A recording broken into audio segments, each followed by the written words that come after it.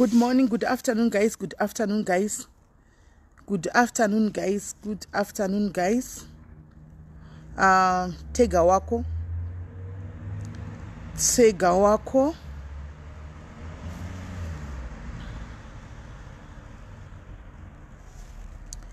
Tega wako.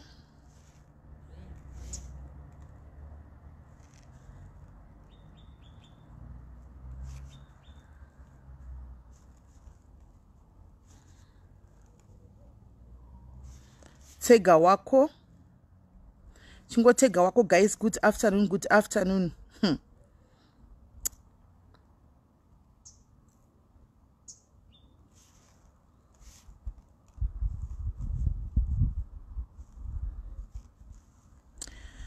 Good afternoon, chingo tega wako.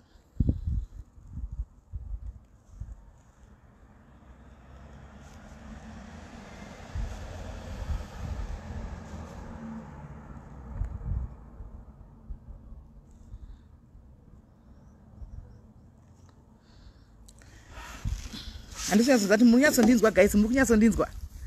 can you hear me properly, guys? Can you hear me properly? Guys. Guys, chingo tega wako. Sorry, ndambobatkana, guys. Ndabatkana. Andisi munokubatkana, ndimnozizia. Andisi munokubatkana zvokudaro, but ndambobatkana. Now I took offense in something that happened, guys. Saka ndangoti nyaya ndinongodzosera kumadiaries. Andimunozati nini pandinenge ndichita sokuti ndikuda kuti tionesane ndinodzoka panapa. Kuti guys, how best can we tackle this? Toita say, guys.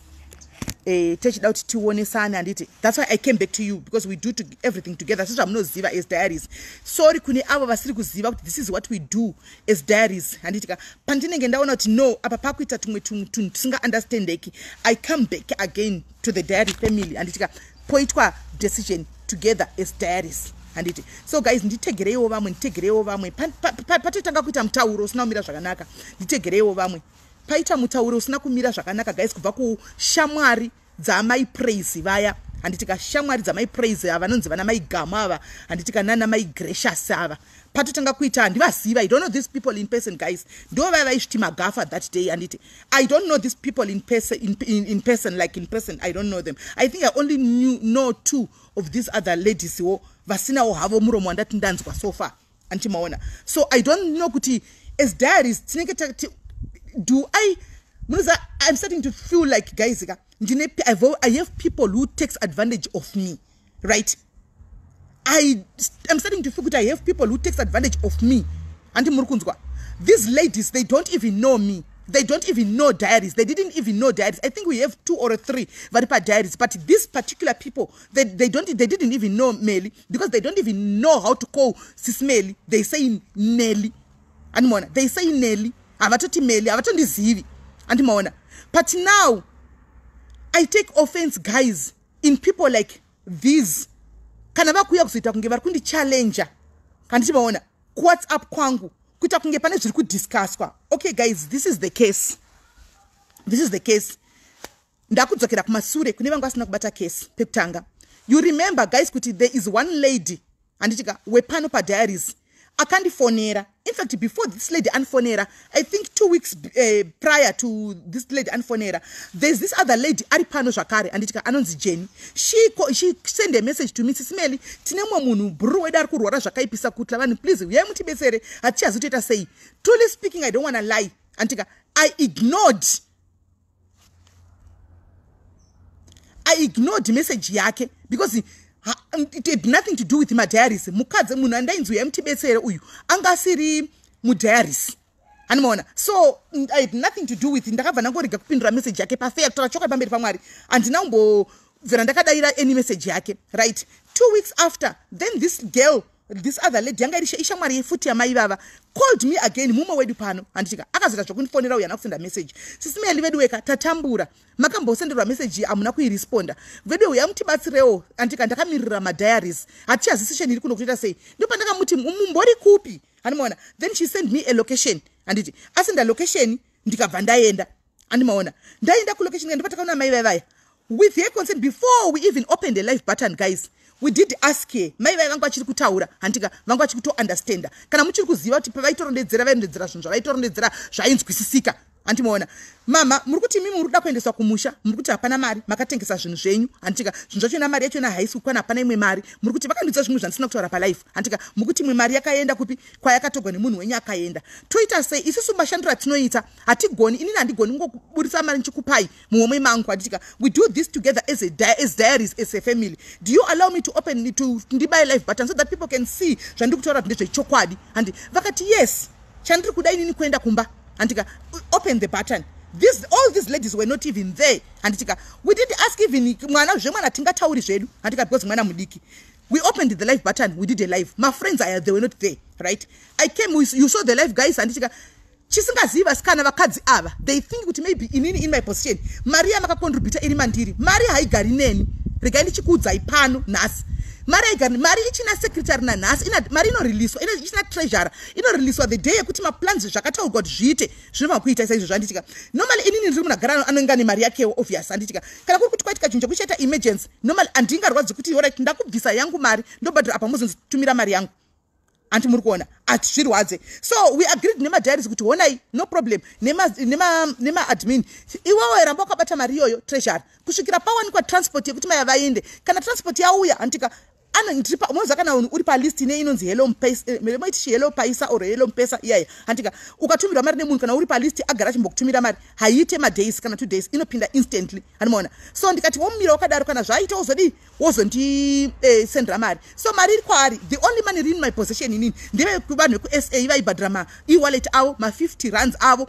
ma-100 rand avo handika and I think we've got one lady who paid 200 e-wallet ndo yandinayo inini that money yema e-wallet andi muri kunzwa yema e-wallet the rest of this money iri kunani because aibude mari nandidi kubata mari unozviziva andide kubata mari handimona so as we were talking ndaivaudza vakadza kuti ore kana transport yangotorwa kusaidi kwedu don't worry we are sorted tinongobhadhira mari transport yataurwa mari yanga iri transport yekuti mai ava vaende kumusha antimaona sezvinei pakazoitika zvinhu zvakaitika mai vakatedza kuenda kupi kumusha vakashayikira kuno handiti vashayikira kuno hama dzavo conducted me vandiconducta kwandiri ndikati saka muri kuita sei zvikanzi no tiri kumbotaura semhuri ndakakuudzai nesuro then ndozokuudzai ansa kuti chi tarongei semhuri ndikati zvakanaka ndichimuka nhasi makuseni ndawana paine message yeanzvadzi yainzi yekuzimbabwe yaitaura kuti hanzi kana achiuya ngaasauye kuno ari ega handika ngaauye kunoku aine munhu hanti yairamba kuti hanzvadzi iuye yaya kuzimbabwe asina lisa sisi vake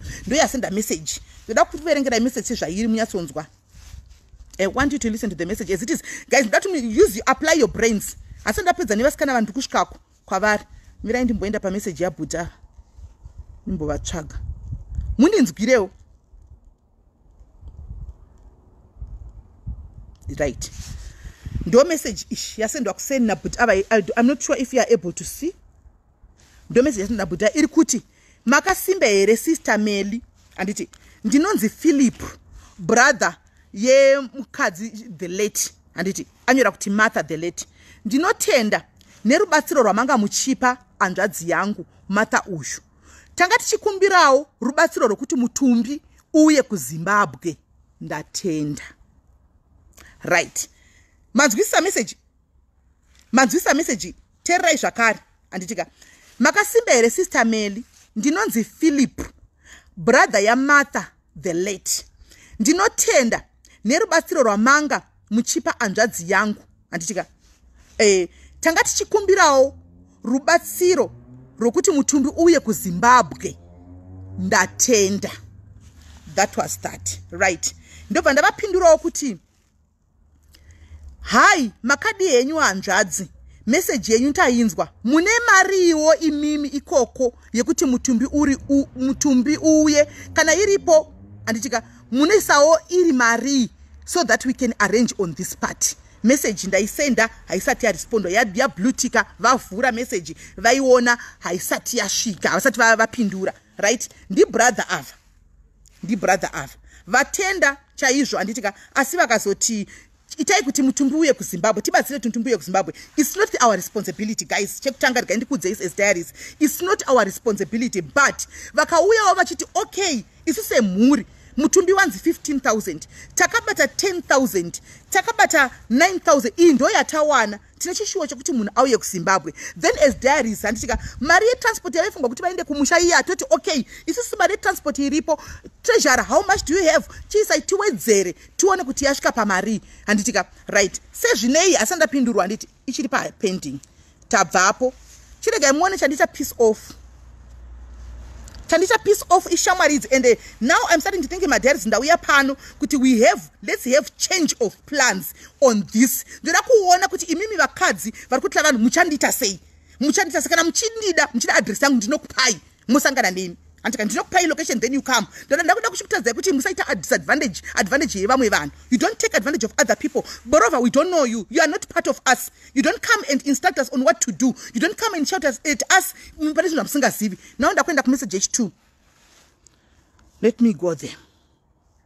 Yandita offend ndozokutsanangurai zvimwe right inzwai ndimanje sisi mili kwamukwanisi here kufana kutibatsira iripo tobatana nevari kumusha totangira ipapo because vanhu vese vari ngobvunzo wokuti zvoniko mari yekufacebook kwabuda mari exposwa yakuita kuti munhu akaburitswa nesocial media yese achionekwa nenyika mari achona iri kupi because vakutanga ezipi kuti tinogodoneta sei kune imwe mari yakadonetwa.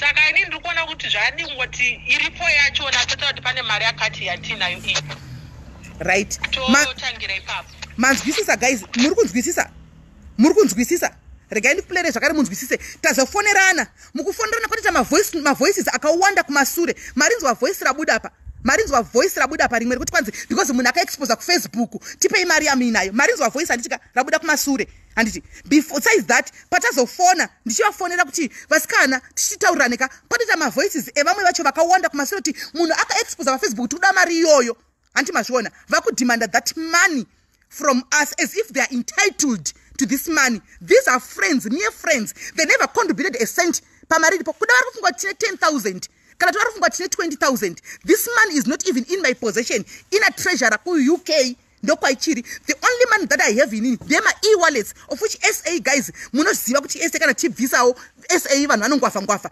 avabvisi zvekudaro munozviziva ndinavo pana pa they can even send money kiki ngambomira mama ngambomira they toisa SA ma e-wallets muripo vari mu conversation they can even tell you I think tine one ndakabvisa 200 rand wepa SA and the other one akabvisa mari yakatenga mukaka we bought even inonzi ensure kuti yakanzi atengerwe magloves antika ekuti vabate muri kunzwa. So these girls now, these ladies now, they are coming here mari yanga iri transport not for funeral. Let me be honest with you guys, mira ndine pamvuri panapa ndakutsva sizva munongoziva guys kuti mazano ndinyatsosvika ndakura semengo mira ndinyatsoenda pamvuri ndanyatsochivaudza vakadza because the life will be here to say I'm going to block them but I'm going to tell them here antika so that they know antika kuti wavari kuti mili wacho vautaure zvake vasingazivi mili munhu akaita sei handiti because maybe vari kufunga kuti ivo magafa handitika vari kufunga kuti ivo magafa handiti chirega tichivatadza kuti magafa isusu tinoitawo isati si magafa tiri madiaries but tinewo yatinoitawo nazvo zvinhu handimaona. So guys handi muri kuona magafa ndozati vamwe venyu ndadedza vamwe venyu few kuti vauye pano handimona ndadedza vamwe vanyu kuti vauye pana pamagafa varipo pano da kuti mugozonodi munoudzana ikoko kuti kune live vazoya vachiona kana vachida handika magafa regai ndikuadressei you are not entitled to diaries.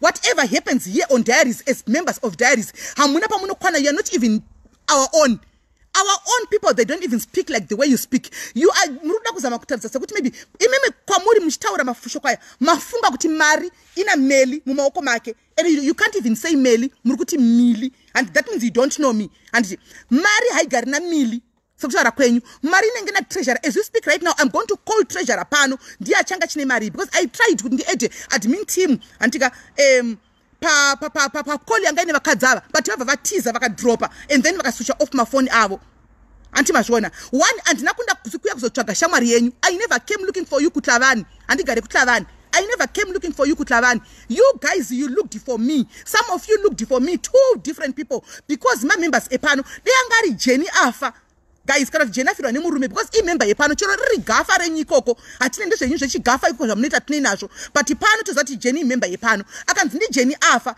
and ndinobvunza location antika tinotoita zvinenge zvino because mumwe wepano deyangari precious antika anonzi afa antimaona because imember yepano yes I will do that because igafa renyikoko but kwatiri imember yedu no two people vakanfonera saka the rest shut up.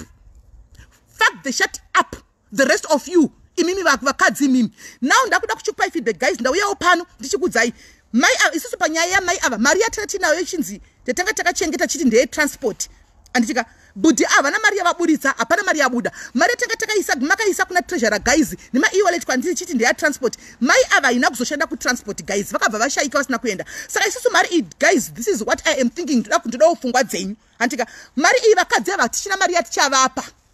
Hatina sendra tichakupai ndo kufunga kwangu inini mari iyo yoramba iri kuna treasurer kusvikira rufu rwapera mai vakasiya mwana ane 13 years as we normally do always mari yakabviswa iyi chete chema yepa diaries kunopa mwana tichanopa mwana wavo kutlavani uko akasara uya usha kuti kana kada kutenga mabhuku echikoro kana kada kutenga uniform imari yake yamai vake enda tisikuzopa baba vacho nokuti baba vacho hativazivi tichanoti kune mwana uri kushuvira chii mese pa live mese mchiona chatogwa nemwana kuti ndikushuvira antika ndikuda kutenga mabhuku neuniform mwana onzitora mari yako ikana yasara change indo pocket money yako kuchikoro takuchipa mwana imimi magafa nekungwara kwenyu nokugona kwenyu nokufunga kuti you are entitled kumari yema diaries antika iyo 4700 takabviswa pano andimaona kana mama mchifunga kuti muri entitled now sorry kukurasisa ivaskana you are not entitled to diaries antika and we are nothing to you, we don't even know you, we were trying to help as we always help other Zimbabwean communities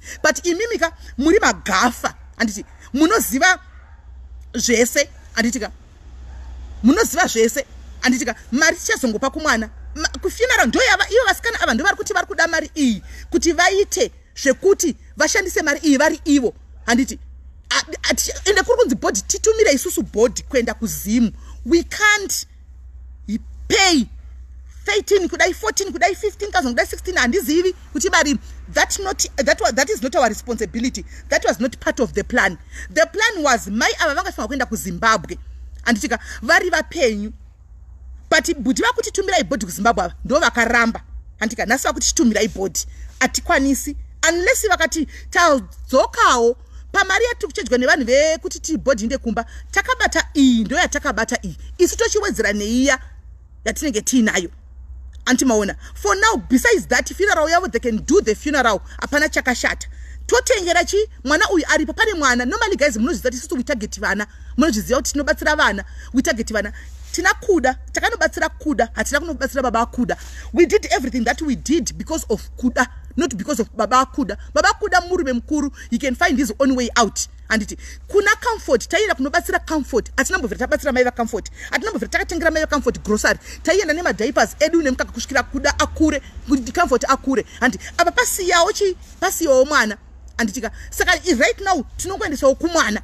school fees yake kana tingaenda kwada ameno zviri kwaari anditi maona zviri kwaari so guys ndo zvandati nini chi sema diaries ka I think let's do this to show this magafa kuti they cannot take ichaitawo lesson kune vamwe vari pano vanofunga kuti maybe diaries ndekungotambira handimaona munongoita zvamunoda mutambira mapedza moya moti abuse moti tuka pandaita up and down going kuna mai vava I was using my own petrol of which the one that I'm not even demanding and it demand because it's my calling andika ndinayo mari kudira petrol inini personally pachangu so andi demand petrol kubva kune munhu andika I used my own time kuenda kunobuda ko kutlavana ndikusikudizeni kwandinogara kure andigari padhuze navo vana kure anmona ndashandisa time yangu musenda kaya ndikatedza kuti live nditi ndaneta guys ndaswirako the whole day ndatikapesata udya masipatlo aya tiri pamadiet suvamwe ndaneta antimaona and then vauya voda kudi kuti vachiuyazve vachikanganisa kuda kukanganisira vamwe munona mazimba tinozvikanganisira mazimbabwens tinozvikanganisira vakadzi ava vane dzungu ravo bhegi ravo redzungu rava naro magafa mari ina treasure ene mari ina treasure kudaro magafa imimi chiita ichigafa chenyu ikoko isusu diaries we withdrew andika we are withdrawing and right now muzive nyaya yelive yamuri kudhimanda kuti munhu akabuda kufacebook amusiri makabuda pafacebook 1 2 hamunei nekuti buda kwakaita pafacebook because we did ask for a a consent from my vakatipa go ahead. Saka imi muri kwana papi? I don't know pa muri kwana papi. Kuti mamuri ma friend maifamba mchitamba message ndozva muri kuda kuti muye mchitongera. Hama so far ndavafondera ndikavaudza ndikavaplayera ma voice notes aya. Ndikavaudza zvaitika vakati we are shocked. Vanhu ava who are they? Tongoziva my friends ko apa kana vakudai vari kuda kuti kudi. Ndikati I don't know but ndauya nemessage yekuti ndikudze kuti isusu panyaya yefuneral and what not we are withdrawing. It's not our baby. We are withdrawing because I took offense in my voice angachibuda kuseri. My voice angachibuda kuseri. I took offense in that. Amuziye mashandiro e-diaries. There was no need for you kuti mujambe into conclusion. Musingaziye mashandiro epano kuti panoshandiwa sei, zvinofambiswa sei. Imi mpachenyi mafunga kuti iye mili wacho ndiye akapuwa mari. No! Ndakuchitaura pa live munhu sakateerera. No! Mari aitombouyi maoko mangu inogara na treasure kusvikira plan yabudirira yekuti kana ti munhu ngaende kumusha kusvikira wekomba akonfirma kuti ndau kombi ndakusimuka ndakuuya. Mari netwa instant payment yobva yapinda same time. So from today guys, no more helping munhu asiri mu diaries. That's why taka encourage nyaya register. That's why we encouraged nyaya register. And we are nyaya register kuti munhu wese mu diary wedu epano ane register rinenge ririko. We will go back toenda kutisa ku register kuti urimo here. Kana usimo, sorry, we are not going to help vanhu asiri ma members edu. Moreover, chirungu chinoti charity begins at home. Vakadzi ava ndakuti zvinoda kunishandisa. Vada kunishandisa. Munhu zati iye asenda voice note akamboti chikwandiri. Some days before akatiti kwandiri mai Lisa hanzi vataura kuti ndidedzerewo sisimeli vauye pano vandirikavirewo mafiriji avakatengesa. Ndikamupindura kuti ndinawo ma voice notes, I have everything and the same evidence.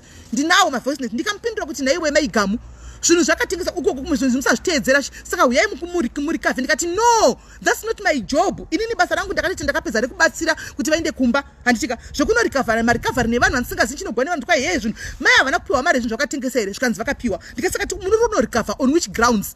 Same lady ndikati saka muri kunorikavha on which tikunorikavha on which ground because vakatengesa vakapiwa mari yavo. Mari havana piwa zvikanzi vakapiwa. Ndikasaka muri kuda kuti ini ndinorikavha zvinhu on which grounds? So now I'm saying kuti this lady, these ladies, they wanted to use me, of which makaenda ku wrong person. Andisi munhu anoshekeka zvokumhanya, andishandisa zvokumhanya. Inini kamuchiti muri gafa, initori zigafa kudarika imese, nditori zigafa renyu mese. Saka musati matraya vanhu kuti advantage nokuintimidate imbotakai matarisa munhu wacho, momboita background check yemunhu wacho wamunenge muchida kuti mushandise. Muchazoona kuti handishandisike zvokumhanya. Anomaona, maida kutondishandisa. Pamaitanzi ndai munorikavha zvinhu zvakatengeswa zvikabhadharwa mari indinde kunorikavha ini muchida muchandisira kuti noti my president pai ndai munorikavha imi kai andishandiri imimi nini amundibhadhari salary imimi andishandira imimi magafa imi. I don't even know you and I don't even fucking wanna know you.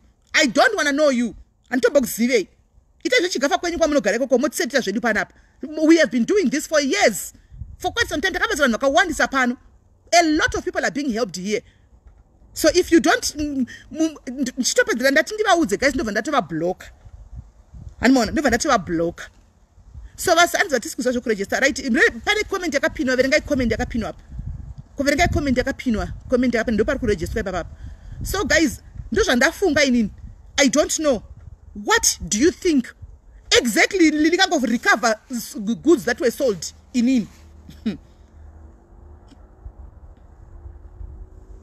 Anmaona ndinde kunorikavha zvinhu zvakatengeswa zvikabhadharwa mari inini handizi kuti I don't know. Andivhundisiki zvokumhanya, andishekeki zvokumhanya. Kana magafa, kana muchiziva one mukadzi anotaura kufacebook kona to kona asingatsirimuki ndini, anonyoregwa zvese pafacebook asingatsirimuki ndini, and asingacheuki and asingadzokeri kumasure, anoramba akai achienda kumberi because it's Facebook after all ndini. Mauya ku wrong person. Muri kuda kuita muri kuinda ku wrong person. But you're the wrong person. I'm going to tell you, you don't come here and demand my diaries. You don't own this diary, people. I'm own this diary. You don't even know. You don't even know them. I'm wazivi. So chibo garai pass. Imbodzi kama garai pass. Hamusika zondi piwa nditika. Muchazondi piwa pambera. Garai pass. Magafa less or whatever. Whatever that you call yourself zikoko. Musani paparikire. So guys, right now ndakudza ipano pa live pacho pane mamwe ma diaries because you thought maybe zvandiri kutaura nemi ndiri kuzvita secretly. Amen. And let you secret, you know, I come back per live and say whatever that I've said to you again on live because ndakamira pachokwadi. And nditori glass, ndakamira pachokwadi. Saka ndadzoka kuti ndizotaura live pano pa live kana mafunga kuti maybe imimi pane anything chakavanzika. Hapana chakavanzika. Maria mufunga kuti ina Melia, it's not me who have it. And this ndinayo. And this story ndinayo ina treasure inozoreliswa kusvikira muso kunzi fine now. Ndopa mbani zoreliswa ina ndichengete mare. Muzvizive makona ndichikusekera inchididi mukatariwana iri sumbunyu andisi sumbunyu ini andisitombori sumbunyu saka live ndakuziva pana panditika kuti muchiziva right now kuti we now have change of plans mochiudzana ikokoko kuti kwaitwa change of plans madiaries atine nhamo asi paburial and what not we are no longer involved isusu kana mapedza zveburial tichazoita live yedu tichienda kune mwana anditika tichinotaura nemwana tichichema tichipa condolence yedu kumwana kuna press for now zvinhu zvamuchaita it's none of our business azvichinei nesu andichimaona azvichinei nesu kana rufu rwapera tichazoenda kumwana semadiaries nebhatani redu relive tinofamba naro mufunge harisari kana chifunga zvichaitwa secretly tinotobaya zvakare live button tiri tose madiaries tichitaurana kuti alright to mwana uyu ati anoda uniform guys matodini matoita sei matodi totangira ipapo kwaiko zvino panenge pana ari kufona okay let me hear hello sister mushe kuri sei mushe yes zvautaura palive apa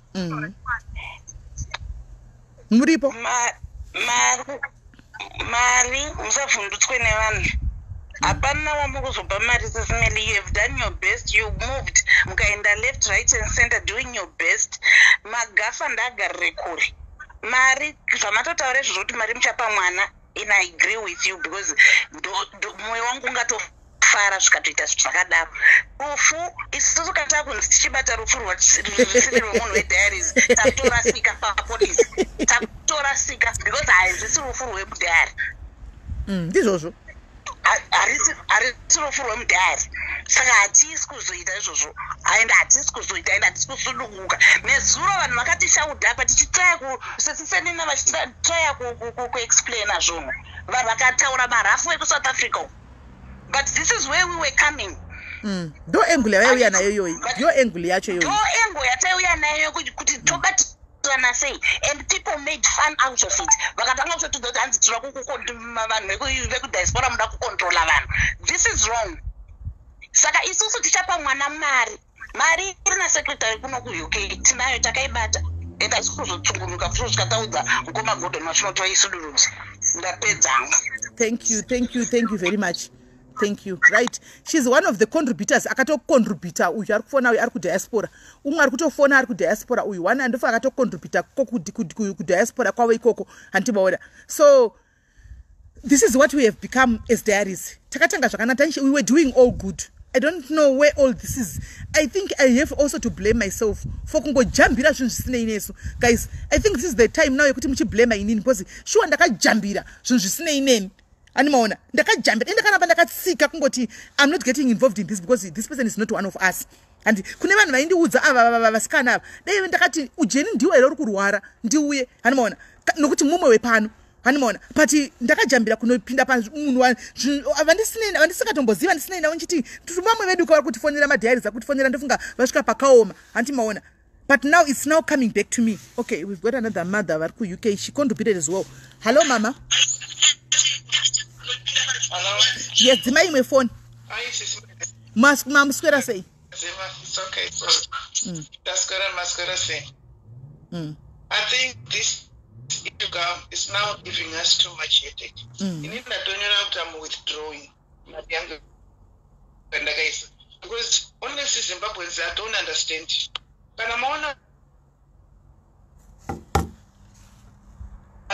you start creating to Lazarus. Because Zombonia kusvika paiti izo mafiriji izo vaimazoita zvambodi. And then you vane ukama ne no havana network yavari kunetsa. Right? Muri kuvanzwa handichika? Muri kuvanzwa hanzi I'm withdrawing my money yandaka contributor. Mavanzwa handichi? Hanzi ese munhu akacontributor. Hello Madzoka taura yenyu. Okay, sorry. I'm in network I don't know. But I think as yesterday Manero takawirana kuti tamboita break. Stop.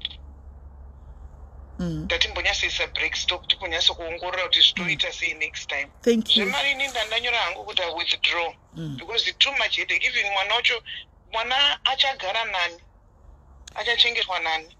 Kana mwana wacho azopiwa pandiani avachazingi vapo futi vakutora. You see, it's another fact that you are also mentioning here. So you see now, these are the people who contributed. We are withdrawing. Group contributor vari diaspora we are withdrawing. So Magafa, I hope you are listening to this. Musa zoyam chida kundijika because vane kodzero kuti we are withdrawing. Vane kodzero kuti we are withdrawing. Vane kodzero because imari dzavo andika havana kubatsirwa futi mumusoro kuti vakabatsira nekuda kwemoyo yavo kana wati zvakuita mutauro we are withdrawing. Yes, my records ariko vano withdraw ipo mari yavo back. Thank you Vakoma because mutauro wacho for the past 3 days for the past 3 days atisi kuzorora. Atisi kuzorora for the past 3 days atisi kuzorora tingori vanhu ameno tikubva nekupitenda nekupa ameno. Aiwa withdraw kana zvila zvitongozorora zvenyu mochila foni yenyu mongosiya anofona anongofona anosiya message makanyarara mwana wakapenyeti kana drink because he haven't got anything to be blamed for. You were just being kind. Alright, maita basa Vakoma, thank you very much. Okay. Guys ndaneta ini mazimba ngatimbobatsirika iwo. Ngatibatsireiwo ingati tangobatsira vakawanda vana vongi vakaenda zvinamboita mutauro takangobatsira vakaenda zvina kana kumboita mutauro takabatsira vanhu vakawanda guys atina kana mutauro watakambonzwa izvi zviri kubva nekupi izvi zviri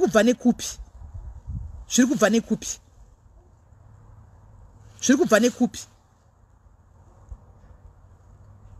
atina magafa Karen but ivo vanozviti magafa nditi live iyi vari kuona ndofunga vakauya kuti vazoonawo antimaona kuti chii chinenge chitika because they thought kuti maybe kuda pane zvinhu zvinenge zvichitwa andizive. I don't know pfungwa dzavo kuti dziri kufungei dei vavagona kumbobata foni vambotudzwa kuti vari kumbonyatsofungei zvino vadzima mafoni avo handichazivi kuti nini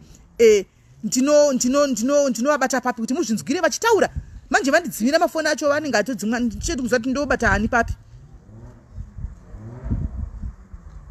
Zvakanaka kuti ndinyatsokuvaunza pano munyatsokuvanzwa but now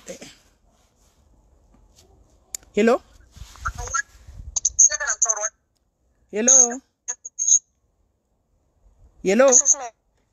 Masera sei? Daskwera masera sei?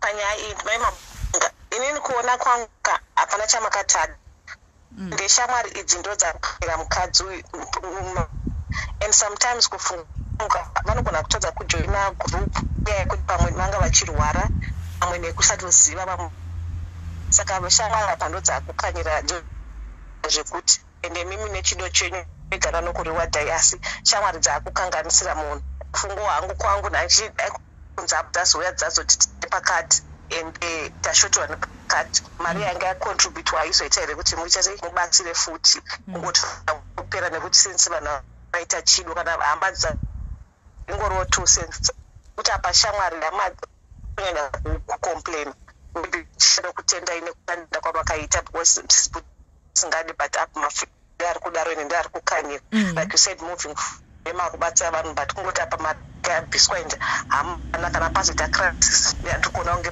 vakumberi kuti vanozonzi mari yakuti chii kuti yacho yanga yabhiswa uchingosha uchivhara chapter muchapagroup nekusatoziva chaipanhwara kana nekusatoziva shamwari ndo dzakukanyira zvimwe ndemi maitimuka nekuti muchibatsira but kukanyira mumwe wavo ndizvozvo ndotusevita ndinorwadza siya muri waita sei mumwe muda muchienda kudhiraivha kuita sei muchiita zvese asi vanhu kana vasinga appreciate I appreciate it, but at the end of the day, ishamwari. Imi mchungoita imoyo wenye rodo kuti amaile sabana kundi kanganisira till death. Amadzacho adzina kundituka. It's you. Ishamwari wosvadzo udzi. Pamuzi noto nguvengo wosvadzo zvamunoita. But imi mchungofocus ine family afirwa nehama neafirwa yenu. Tinofunga kwangu wosvangu. Tozongonzwana ivo hama dzeshe kana dzakufonera because ndavati vauye kulive ndavatega palive ino because I wanted to say inini handite live kavasipo ndinotovadedza vese ndavadedza kuti nditakuenda kulive uyai muzvinziro zvandichataura palive saka varipo saka ivo kana vazotisaida varonga semhuri kwavari kuti vanita sei vari palive muchazodzoka zvakanaka neangle yakanaka kana kudii handisi kuziva because already pateve matotita kuti vanga vachizama kuda kuti paite division pamadairies vakadzi ava fuchi hazvisiri izvo hanimaona so what we can do now we will wait for hama kuti dzadzoka here handichadi kana kuvaona kana kutaura neni mudhuze nemangu handichadi kana hama dzisina kuuya we will stick to the plan yemwana kana kuti we keep that money ichashanda for future sake kune mumwe munhu acharwara kune mumwe munhu achafirwa kune munhu achadini ichashanda ipapo haifi marecords agara ariko hanimaona kana vasina kuuya kana vazouya vachitawana apapa todai zvatachingoita isati chineine vakadza tongoitawo kubatsira kuhama ikoko still zvese zvinichange chingozvita palive muchiona ndizvo aiwe pavo tinotenda rangoti chete kuri kunzi hama dzazouya kuonawo kwangu maitiro ari kuita hama kuratidza kuti vamwe varinge vachizotamburawo pamberi apa kuri kunzi vazouya vachikukumbirai chikumbiro changu chacho chekuti itainimoyo tarisa musafokase nevanhu ava madhevhosa fokasanai kuti mari yacho yanga yabviswa ngatingoti ichi iyo yemari iripo yongoenda kana vati ivo vabvisawo something kwete kuti vakumire kuti muite zvese kana vatiwo isusu 2000 inimi maidi kukumbira kuti muchibatsirawo apa kadai mubatsira zvenyu of course vakadzi ava amunide mulife munogona kuvabloka nekudi musavatarise izvo zvimwari only God will reward you because vanhu chaichaiva tisisu tinonetsa saka ini ndingachingoti nangoyo zvangu nedifferent angle kuti vari kuwithdrawa mari dzorai moyo chingofocusai naizvozvo I think moving forward muchaita plan like chaita zvesolo kuti pachaita plan moving forward but you have to think kuti mumwe munhu anenge asina tombozivi ari kana kunoza kana kuti kumatono asina tomboziva kuti social media inoitwa sei kujoina kunoitwa sei but achida help tinoita sei mundiwo calling yenyu kamunobatsira but vanhu ndo vanokanyira vamwe saka ndizvo zvanaida ngotaura hangu kuti hama dzikazo mimoyo zvinorwadza asi kuti munozongodzora mwoyo tingateka time ozofunga kuti rekatingobatsira kana vazouyawo vachikumbira chibatsiro kana mari yacho iripo. That was my 2 cents really. Thank you very much Kola, we appreciate. Thank you, bye. Guys, muri kuzoti mari yekwamakore muri kuziva imimi UK team inozviziva UK team mari yekwamakore yakagara kuna treasurer gore rose mari yekwamakore ichingove kuna treasurer ini chitoti cherende wakaoma unozvigona sei newe gore rose wakangocheketa kati no ndine chiaccount chisingashandi saka ndokwandoisa mari ikoko gore rose iri kuna treasurer kusvikira pazotwa mwana yazovigwa paya kuchinzi toita sei mari iyi watengerwa iri mombe kati popuwa mari vanhu vakati ngativhunzei tikazovafondera tikabvunza paya vakati aiwa tipe henyu iri mari tikazova mari yavo gore mari iri kuna treasurer hapana mari yakambonzi yashayikwa panapa gore mari iri kuna treasurer yatakangoitenga yende yatakatenga magrosari tikaendesa ye pafuneral but imwe yechema yakagara gore iriko mufunge yetinzwove ese ya hello sismeli kola ndepi hello sismeli maswera sei taswera ndatinye tiri kuinzwa iyi asi ndiri kuti family kanga irege kutora advantage yemadiaries takanzwa kuti kune hama dziri ku-UK whatever handiti saka ngavaitawo something kwete kumirira kuti madiaries. Thank you, it's you who's talking, not me. atine kunyepera munhu uyu munhu ane hama dzake all over the world South Africa varimo ngavaite something so that madiaries kana kuri kunzi vachazodecida kubatsira vopindira because madiaries mari yavakaunganidza yenge iri yetransport kubatsira kuenda kuZimbabwe kwete kuviga mutumbi saka ana mukomba Philip kuZimbabwe uko ngavachirega kusiyira mutoro kwamuri nemadiaries ngavaite action then kana mazofunga muchabatsira kwete kuti ototi mutoro wawa sismedi nemadiaries kokuzodimanda uye bodo kuna hama dziri ku-UK chingavadonate mari for something iyama yavo yaisama kana iwo magafa mashamwari acho magafa aya ngavaendese bhodhi kumba magafa aya inofunga kwangu magafa aya ngachiita funeral vaite take over vadonate mari yeumwe wavo vaende kumba because mumwe wavo ka isusu pano padiaries mumwe wedu akashayika timusiya achiorera muno South Africa nditi saka iwo madiaries mumwe wavo ashayika ngavachicontributa kavachisiyana vasiyane nesu muchirega kundifonera imimi chiitai kuti bhodhi inde kuZimbabwe imi magafa exactly magafa ngavabvise mari but kungochema ndiri kuti kuti family vana mukoma Philipi ngavatega kusira kuti hanzi daya tira kuti uye kuno ndozvandiri kuramba. Family ngavaite something for hama yavo kwete kuti madiaries mutubinga uye. No, this is going to be wrong. Yeah, zvakaoma. Kola, thank you very much. Rega chinze vamwe. Zvakaoma. Nai, tinenge takanganisira kuti iyo maningaya isusu sediaries yacho ndaapa live ka kana wakafunga kutaura nameli kuservice singazikamwini vamwe vangu ndaapa live magafa tabuda mazviri chiitai mimi basa handitika mutai take over basa iri tione kuti okay tione kuti masvikawo papi tichiona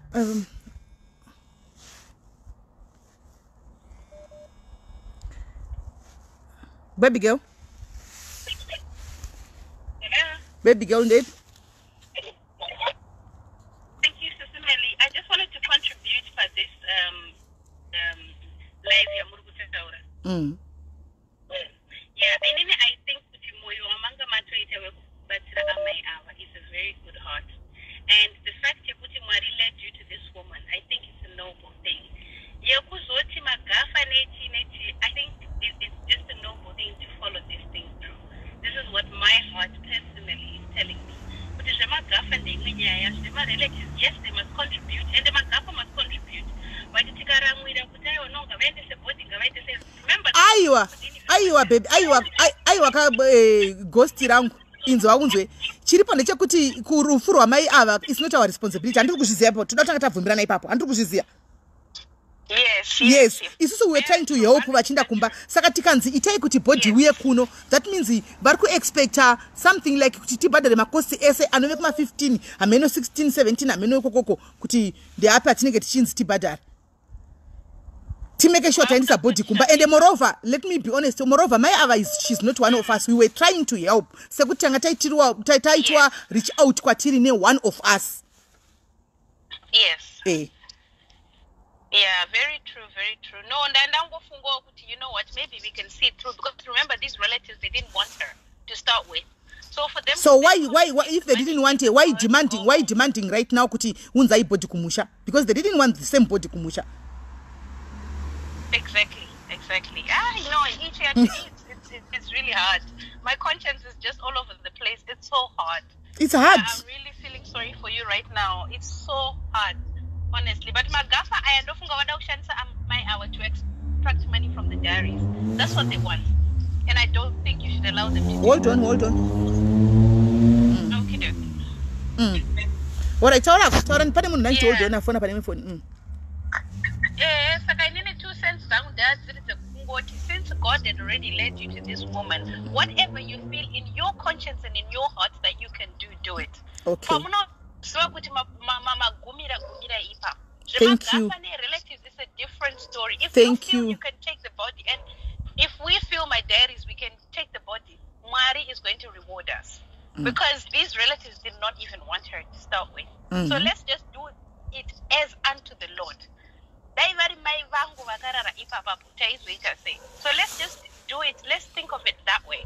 She was not a diaries, yes, fine, but God led her to us in her time of need, and this was her end time. So let's just try and let's just try and do what we can, if we can. The rest can do more. Okay, it's okay. I'm willing to contribute, to be honest. Okay, it's okay, my sister, but I can see a lot of people are disagreeing with you, but let's hear others. Thank you, Sister Melly. Cheers. All right, bye. Right. We home there is Arkuti. Itai mono kushika mninge magumira. Hello? Hi, Sister Melly. Yes. Yeah, ini contribution yangu ga. I think imimi kachimbo sudurukai because vada kutongo kushandisa imini kuti muite zvese, and yet makangoda kungobatsirawo kuti munhu paairwara adzokere kumusha. Saka for now zvamataura zvekutanga, I think is the best plan. Mungosiya musuduruka, iwo hama ngavaite plan vaone kuviga munhu wavo. All right. Thank you. Okay. Thank you very much, Kola. handichatodi headache, especially mabhururu musatambonifanira zvenyu. Don't call me you so-called friends because I've got nothing to talk to you. Please stay away from my phone. I'm going to block you. I am going to block you. I'm going to block you.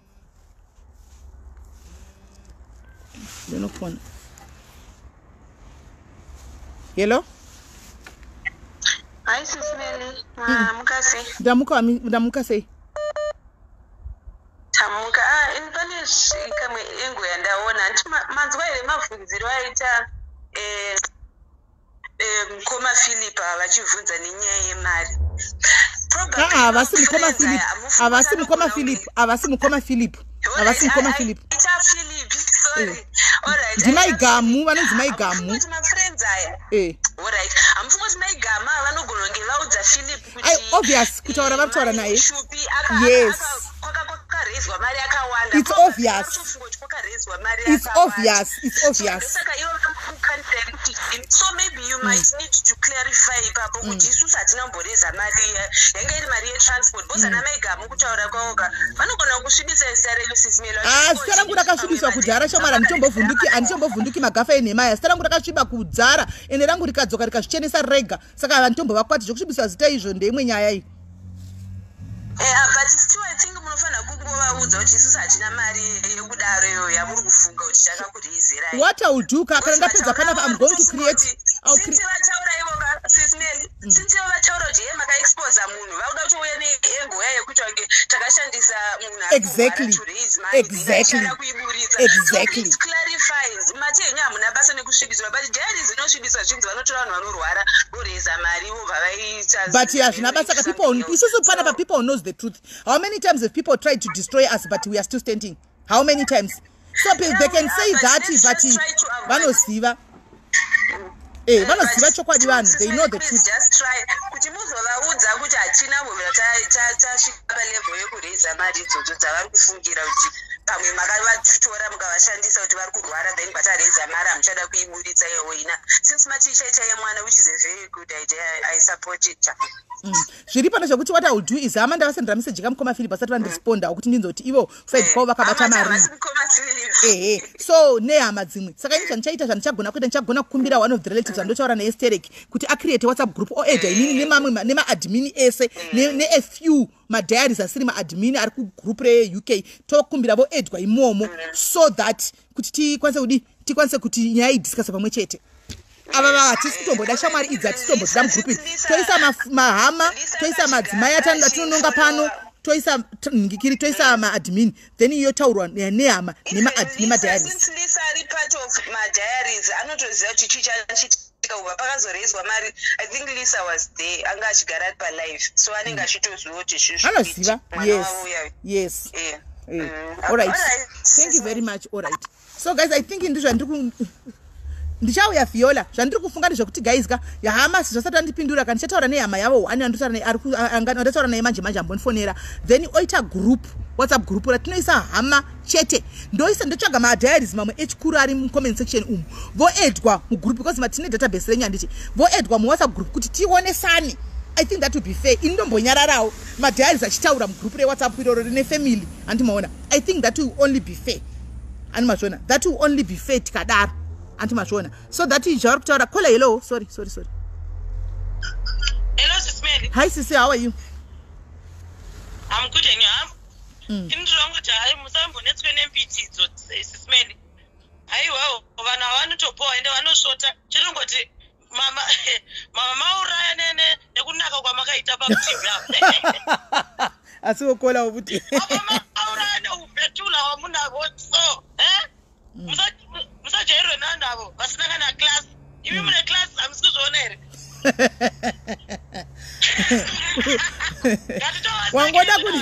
Wangoda kundisetsa chete apa wangoya kuzondisetsa chete. Musakwatiswa vanhu vasinanga na stara vari kutovhunduka nezvavari kuona pafoni apa. Vari kutovhunduka izvozvo. Right. So, all right, thanks caller. Thank you very much. I want to go down the sets again. Caller ngoya kuzondisetsa. Angoya kuzondisetsa. angu yake kuzonsetsa. Okay guys, ndapedza tingatoramba tiri pano guys, moza makoza kuramba chipinda ini ndapedza. I'm happy kuti vari mu comment section, mabhururu ari mu comment section, ndavaudza kuti ndakwenda live, uyai kuti vazvinzwire ndichitaura, anditika vanyatsonzwa ndichitaura pamberi pe live, kana wangu achifunga kuti pane nikikiri kana pane zvimwe zvinenge zviripo anditimaona. Saka inini pangu ndapedza, anditi pangu ndapedza.